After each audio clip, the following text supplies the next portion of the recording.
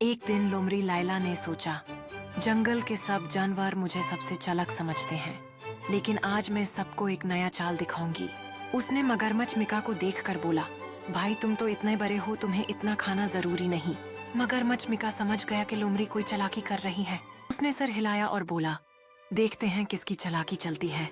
लोमड़ी ने एक दिन सब जानवरों को इकट्ठा किया और बोली, जंगल में एक नया नाटक होगा, मगरमच्छ का किंग बनने का टेस्ट। सब जानवर हैरान हो गए।